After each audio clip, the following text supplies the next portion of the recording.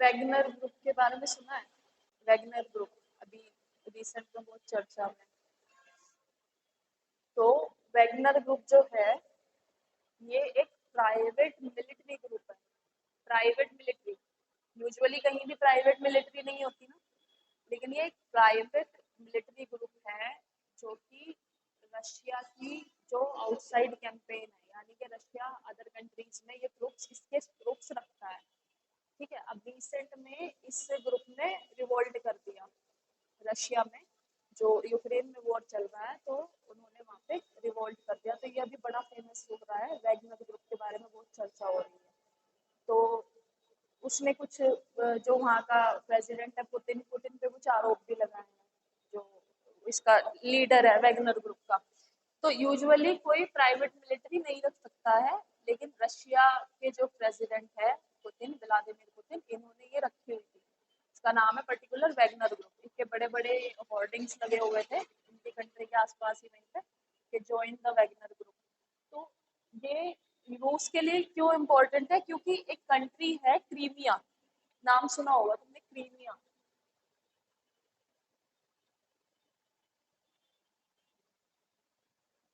Crimea एक country है।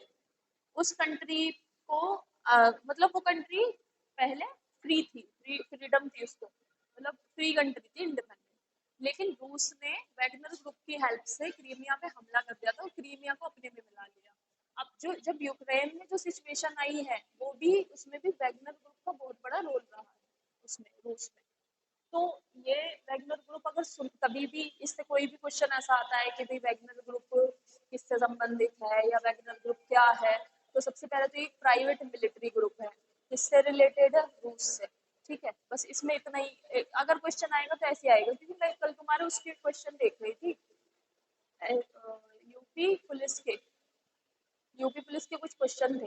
तो मैं उसमें ऐसे ही चेक कर रही थी, तो उसमें कुछ क्वेश्चन ऐसे थे करंट अफेयर्स से कि इंडिया ने हाल ही में किसके साथ मेमोरेंडम ऑफ अंडरस्टैंडिंग साइन किया है, या कौन सी ट्रीटी हाल ही में साइन किया है। तो करंट अफेयर में मेनली इस तरह के क्वेश्चन आएंगे कि हाल ही में ये चीज हुई है इंडिया के साथ। तो इंटरनेशनल रिलेशन से ऐसे क्वेश्चन आ सकते हैं। अब चीन की मुद्रा क्या है? तो चीन की जो मुद्रा है वो है युआन, है ना। युआन वहां की मुद्रा है। और अभी चीन की मुद्रा क्यों उसमें थी चर्चा में? क्योंकि जो रशिया है, यूक्रेन वॉर के बाद रशिया पे कुछ सैंक्शन लगाए हैं यूएस ने, वेस्टर्न कंट्रीज ने, कि डॉलर में पेमेंट नहीं आप उनको कर सकते हो, इस तरह के कुछ कुछ सैंक्शन लगा रखे हैं। तो इंडिया में भी वो सैंक्शन आए। तो हम अगर रशिया से कोई चीज खरीदेंगे तो हम डॉलर में नहीं खरीद सकते, क्योंकि रशिया को अगर डॉलर में देंगे तो रशिया के वो कोई किसी यूज का नहीं है, क्योंकि डॉलर जिस कंट्री में जहाँ पे चलता है वो वहाँ यूज नहीं कर सकता उनको। ठीक है, तो पेमेंट बनाने में बहुत प्रॉब्लम आ रही थी कि पेमेंट कैसे करें, रुपी में कर नहीं सकते क्योंकि रुपी उनके यहाँ पे लागू नहीं है। तो रुपी को इंटरनेशनल करेंसी, अभी हमारा रुपी बना भी नहीं है, तो इसको युआन में पेमेंट की है, जो चाइनीज युआन है। हमने जो ऑयल वहां से हम मंगा रहे हैं आफ्टर द यूक्रेन वॉर, जो ये यूक्रेन वॉर चल रहा है, इसके बाद सबसे ज्यादा जो ऑयल लिया जा रहा है ना रशिया से, वो हम ले रहे हैं, मतलब इंडिया ले रहा है सबसे ज्यादा। तो पेमेंट बनाने में प्रॉब्लम आई थी, इसलिए युआन में पेमेंट की है, मतलब जो चाइनीज युआन है उतनी वैल्यू का चाइनीज युआन से पेमेंट की है। तो ये इसलिए युआन, जैसे कुछ कुछ कंट्रीज है, जैसे कि डॉलर तो सबको पता है, लेकिन जैसे जापान है या चाइना है, ये कुछ कुछ कंट्री ऐसी है जिनकी तो मुद्रा पता होनी चाहिए, जैसे कि सऊदी अरेबिया, वहाँ क्या चलता है, कुछ कुछ। और जैसे कि टर्की है, तो टर्की में या तुर्की में क्या चलता है? लीरा, वहाँ पे तो लीरा है ना। और इसमें क्या चलता है? रूस में रूबल, रूस में रूबल है। और इसमें क्या है? दिनार कहाँ पे है? इराक, ईरान में, ईरान में दिनार है ना, दिनार, दिनार चलता है वहाँ पे। और ये चलते हैं सऊदी अरेबिया में रियाल, रियाल होते हैं, एक रियाल, दो रियाल, ऐसा। और क्या चलता है? रियाल चलता है। दिनार, दिनार किधर चलता है? जो ये ओमान वगैरह है, इनके आसपास इन कंट्रीज में कहीं पे दिनार है। दिनार देखो मैं बता रही हूँ कहाँ की कौन सी करेंसी है। ओमान में अभी देखिए,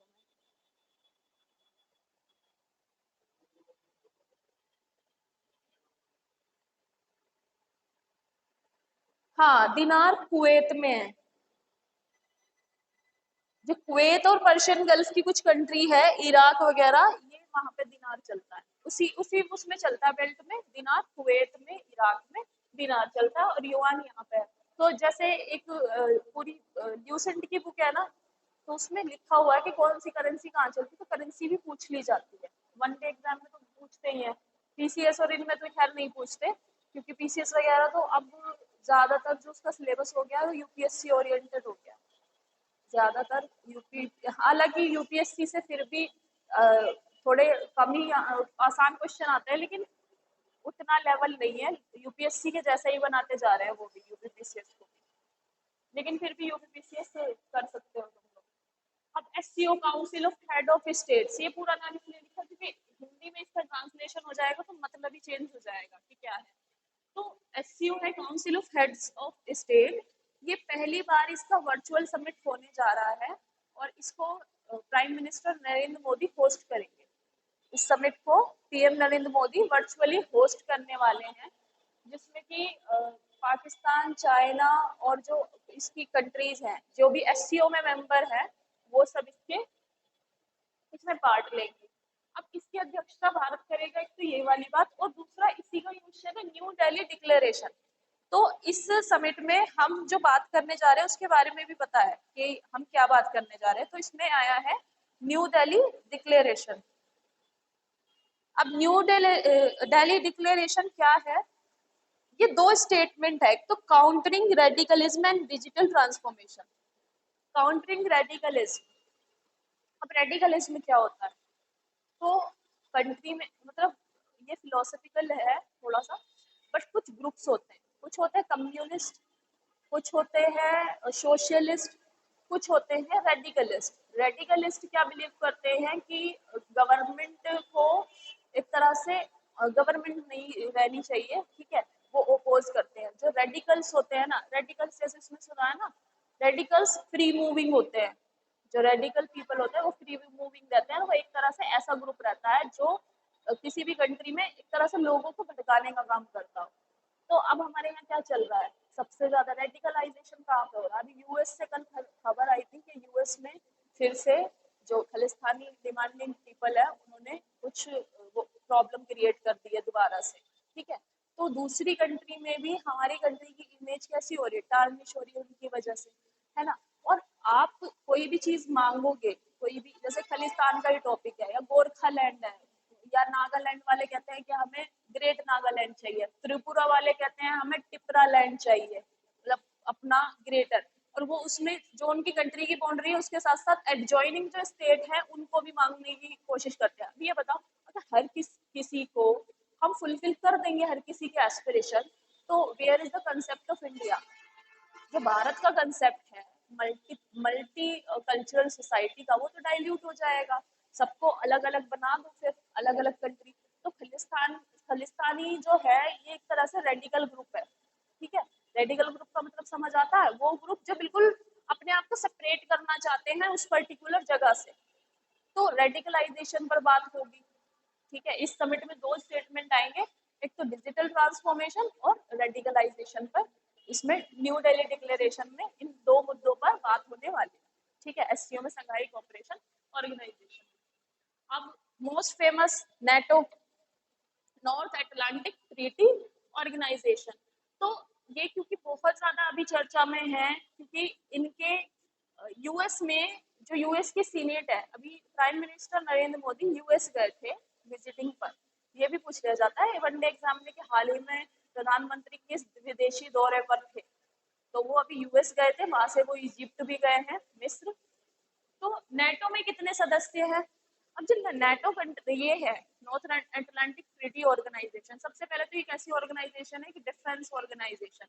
डिफेंस मींस कि अगर कोई इस कंट्री का पार्ट बन जाता है, तो उससे अगर वो किसी और कंट्री पे हमला कर रहा है या वॉर उसका हो रहा है, तो पहली बात तो ये कंट्री आके उसकी हेल्प करेगी, लेकिन ये वॉर करे या ना करे ये भी यही कंट्रीज डिसाइड करेंगी, ठीक है। तो नेटो में करंटली 31st मेंबर है। अब यूएस में जब अभी सीनेट में गए थे, यूएस में गए थे ये प्रधानमंत्री, तो वहां पे ये बात हुई थी, वहां के किसी मिनिस्टर ने ये कहा था कि हम एक बिल लाने वाले हैं कि इंडिया को नेटो में ले लिया जाए, मतलब इंडिया नेटो में सदस्य बन जाए। हम एक बिल लाने वाले हैं इंडिया को ये करने के लिए, सदस्यता दिलाने के लिए। बट उसी समय जो हमारे एक्सटर्नल अफेयर मिनिस्टर हैं एस जयशंकर, उन्होंने कहा कि हम नहीं ज्वाइन कर रहे, मतलब हमें करना नहीं है ज्वाइन, ठीक है, उन्होंने मना कर दिया। अब क्यों हमारे लिए क्यों सबसे ज्यादा प्रॉब्लमेटिक है नेटो? देखो, नेटो में सबसे पहले तो सारी यूरोपियन कंट्रीज है, ये डिफेंस ऑर्गेनाइजेशन है। इट मीन्स कि अगर सपोज इंडिया का किसी से वॉर होना है, पाकिस्तान या चाइना, तो हमें पहले वहां परमिशन लेनी पड़ेगी कि करें या ना करें। अब दूसरी बात, अगर हमारे लिए कोई भी कंट्री ज्यादा प्रॉब्लम क्रिएट कर रहे हो, नेटो ने रिस्पॉन्स नहीं दिया, तो हम तो फायदे में नहीं रहेंगे, कोई भी कंट्री हम पे आके हमला कर सकती है। अब नेटो ज्वाइन करते ही चाइना की जो रशिया से बॉन्डिंग है वो और मजबूत हो जाएगी, क्योंकि रशिया नेटो में नहीं है, और हमारे नेटो ज्वाइन करते ही रशिया एनोय हो जाएगा। फिर फॉर इंस्टेंस अगर चाइना एनोय हुआ, चाइना को तो पता ही चल जाता है कि नेटो इन्होंने ज्वाइन कर लिया, तो वो इनसिक्योर होकर हम पे हमला करे, अटैक कर दिया सपोज। अब अटैक कर दिया तो इतने जितने में नेटो आएगा ना हेल्प करने के लिए, because those are European countries, वो तो वेस्टर्न सीज के आसपास है, वहां से जितने में हेल्प आएगी उतने में हमारे यहाँ भारी नुकसान हो गया होगा। तो एक जो प्रॉब्लम है, एक जो चीज है जो मैं बताई थी मैंने तुम लोगों को, कि हम जिस पॉलिसी को फॉलो करते हैं that is NAM, non align movement. तो नॉन अलाइन मूवमेंट हमारा बेस्ट है। हम क्या अभी हमारी कंट्री की इकोनॉमिक सोशल और पॉलिटिकल, यही प्रॉब्लम हमारे कंट्री में सबसे ज्यादा है। पहले हम इन्हीं पे काम कर ले, हम अपनी इकोनॉमी अच्छी कर ले।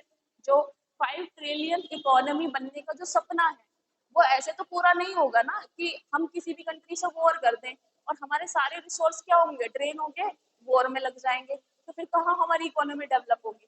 तो वॉर के लिए सबसे पहले तो हमारी इकोनॉमी अच्छी होनी चाहिए। फिर सोशली अगर तुम देखो तो अब ये खलिस्तान वाला मुद्दा चल रहा है, तो कहीं ना कहीं यूथ के माइंड में गलत चीजें, गलत इंफॉर्मेशन डाली जा रही है, ठीक है। सिंपैथी बहुत है, एक चीज में बताऊं, जितना विरोध है, जिन लोगों को समझ आ रहा है, जिन्होंने कॉन्स्टिट्यूशन पढ़ा हुआ है, जो संविधान के मुताबिक चल रहे हैं, उन लोगों को पता है कि खालिस्तान से क्या नुकसान है। लेकिन यूथ के माइंड में गलत चीजें फिल की जा रही है कि ये खालिस्तान मांग रहे तो इन्हें दे दिया जाए ना। अरे तुम अपने हिसाब से कह रहे हो, तुम कंट्री के पर्सपेक्टिव से सोचो कि देश पे उसका क्या असर पड़ेगा। फिर तो सभी छोटे छोटे खालिस्तान मांगने लगेंगे अपने अपने, कि भाई जैसे वो टिपरा लैंड मांग रहे त्रिपुरा वाले, उनको टिपरा लैंड दे दो, नागालैंड वालों को ग्रेट नागालैंड दे दो। तो सबकी अपनी अपनी एस्पिरेशन है। फिर सोशली अगर एक और प्रॉब्लम अब सोशली हमारी आ गई है कि अब ट्रस्ट जो है सोशल फैब्रिक में वो कम होता जा रहा है। ट्रस्ट इन द सेंस कि आपस में कुछ कम्युनिटीज में, फ्यू कम्युनिटीज में आपस में ट्रस्ट नहीं रहा है। एक कम्युनिटी दूसरे को डोमिनेट करना चाह रही है और दूसरों में, दोनों में आपस में क्लैश हो रहा है, just because of religion, just because of कि ये अलग है हम अलग है ना। तो ये चीज, और पॉलिटिकल तुम देख ही रहे हो, पॉलिटिकल क्या कि हमारे वन पार्टी रूल का की तरफ हम जा रहे हैं, एक ही पार्टी हमें रूल कर रही है। तो उसमें क्या हो रहा है कि डाइवर्सिटी नहीं आ पा रही है। अब जैसे कि तुम्हें मैं बताऊं, अभी रिसेंट में एक कंट्रोवर्सी हो रही थी कि हमारी जो 17 और 16 लोकसभा है, इसमें बेटा सबसे कम बैठकें हुई हैं। जो सेशन होते हैं ना, सेशन हमें बताती कौन कौन से होता है। एक तो होता है विंटर सेशन, एक होता है बजट सेशन, और एक होता है मॉनसून। अब ये मॉनसून सेशन अब होगा, तो जो आइडियली सिटिंग होनी चाहिए, 365 डेज में से 500 डेज की सिटिंग जरूर होनी चाहिए, 500 डेज की, ठीक है। नहीं, नॉट 500 डेज, इट 300 में अगर सिटिंग, मान लो सिटिंग हुई है, सेशन चला है ये, तो इनका कम से कम 100 डेज का सेशन होना चाहिए। उसमें जो क्रूशियल बिल है वो डिस्कस होने चाहिए। लेकिन सबसे कम अभी सिटिंग हुई थी 238 डेज।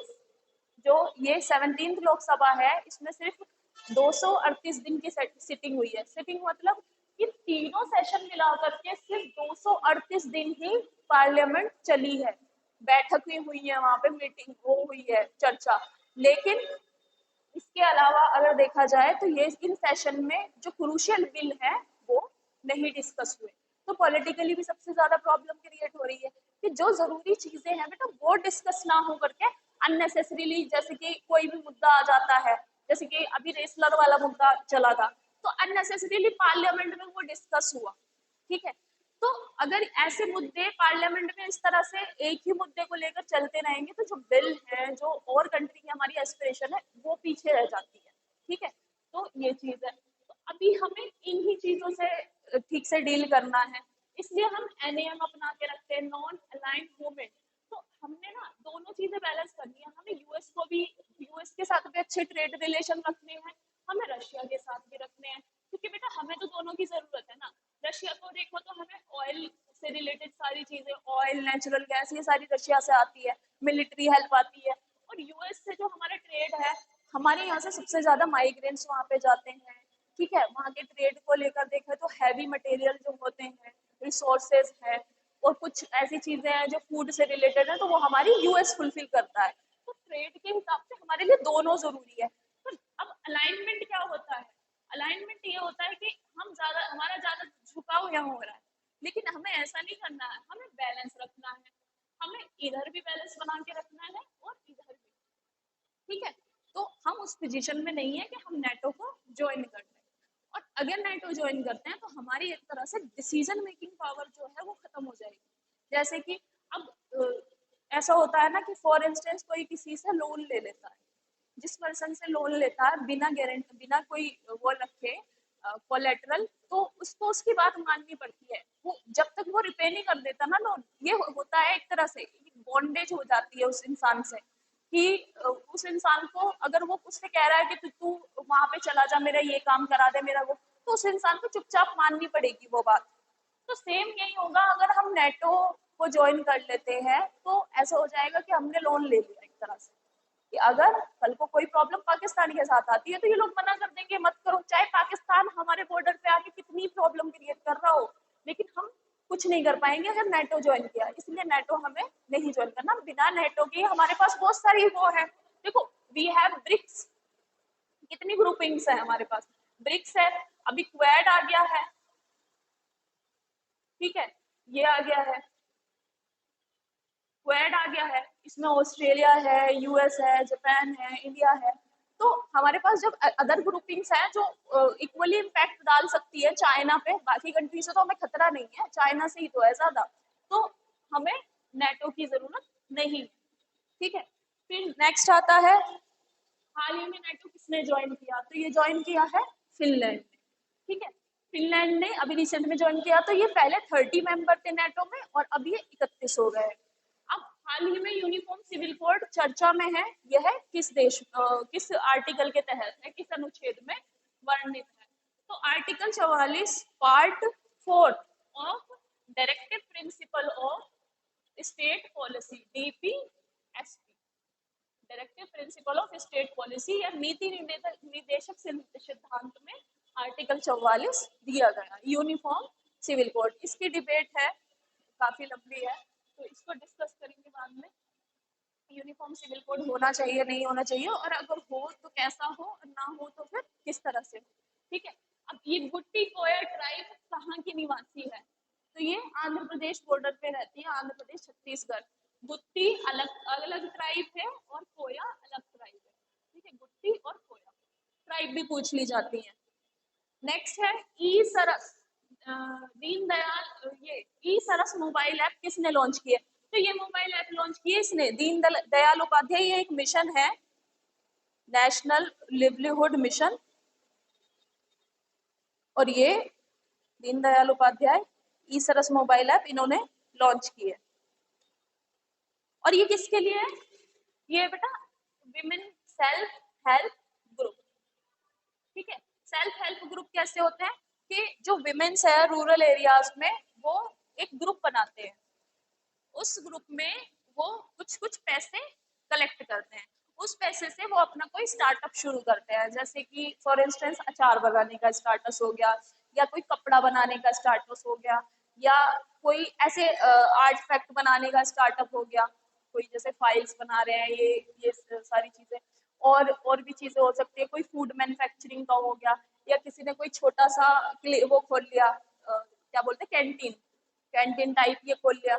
उससे जो फिर इनकम आएगी, फिर वो ऐसा भी कर सकते हैं कि वो जो ग्रुप है पर्टिकुलर, वो जो कलेक्ट किया पैसा, उसको वो बैंक में जमा भी कर सकते हैं, या फिर क्या कर सकते हैं कि किसी भी गारंटी पे वो लोन ले सकते हैं बैंक से, और अपना कोई काम शुरू कर सकती है वो महिलाएं। और फिर जब उस काम से जो उनको प्रॉफिट होगा, वो उसको लोन को रिपे कर सकते हैं। तो सेल्फ हेल्प ग्रुप ऐसे होते हैं कि वॉलंटरी एक ऑर्गेनाइजेशन होती है, किसी पे बाइंडिंग नहीं है, बट वॉलंटरी एक ऑर्गेनाइजेशन होती है जिसमें ये लोग काम कर सकते हैं। और गवर्नमेंट भी इनके लिए काम प्रोवाइड कराती है, जैसे कि रिसेंट में हमारे यहाँ कुछ गाँव में जो सेल्फ हेल्प ग्रुप है, उनको गवर्नमेंट स्कूल में जो बच्चों की यूनिफॉर्म है वो सिलने के लिए उन्होंने उनको दी।